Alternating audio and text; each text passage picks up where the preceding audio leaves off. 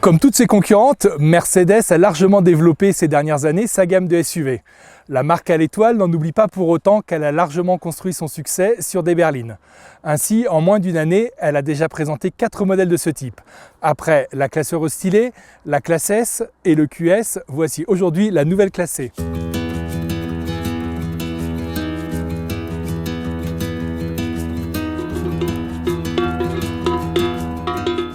Pour cette première rencontre, nous avons mis cette Mercedes à l'épreuve sur les routes exigeantes mais magnifiques du Pays Basque français.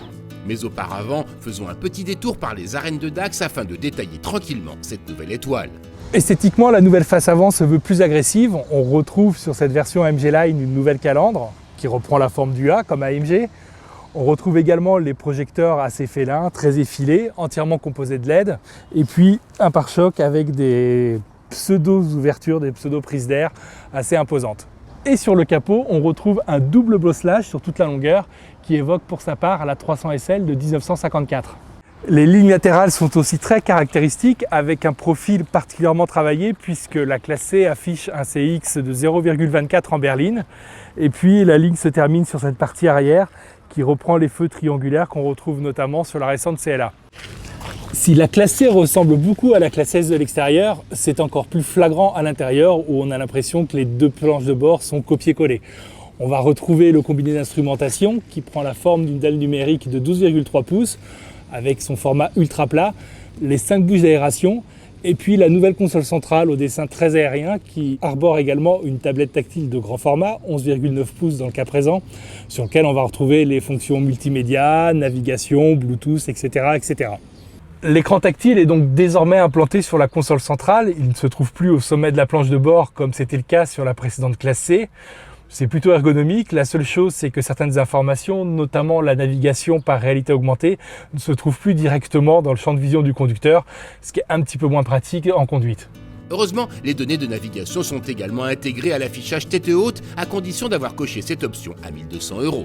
Grâce à l'empattement accru de 7 cm, l'habitabilité aux places arrière progresse notablement. On gagne de l'espace pour la tête, on gagne surtout de l'espace pour les genoux. Par contre, par rapport à des modèles généralistes comme la Renault Talisman ou la Volkswagen Passat, on est quand même encore beaucoup plus à l'étroit. La présentation est extrêmement soignée, avec des assemblages d'une rigueur exemplaire. Les matériaux choisis sont également raffinés, mais nombre d'entre eux, tels que les inserts de planche de bord ou la sellerie en cuir véritable, imposent également un détour par le catalogue des suppléments.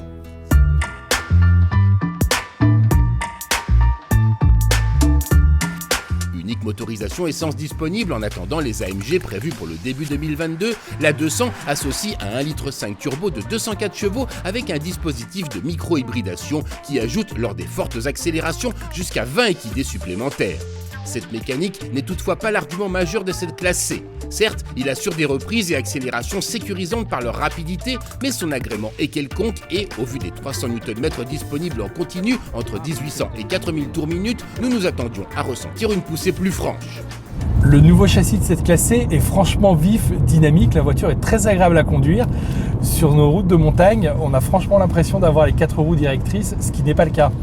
Au niveau confort, la voiture est également au top niveau. Les sièges sont enveloppants, les suspensions sont prévenantes. Notre modèle d'essai souffre un petit peu de la présence des jantes de 19 pouces, mais franchement, on reste dans le haut du panier. Niveau insonorisation, il n'y a vraiment rien à reprocher à cette classe C. On entend à peine le moteur, on entend très peu les bruits d'air. Même lorsque la route est détrempée, les bruits de roulement sont hyper discrets. Franchement, c'est une belle réussite. Si la C manque d'un peu de caractère mécanique, elle remplit parfaitement sa mission de familial premium. Et les qualités de son châssis laissent augurer de réjouissantes versions AMG. Reste que, comme toujours chez Mercedes, cette quasi-perfection se paye. Précisément 54 000 € pour notre version d'essai, avant le passage par la longue liste d'options.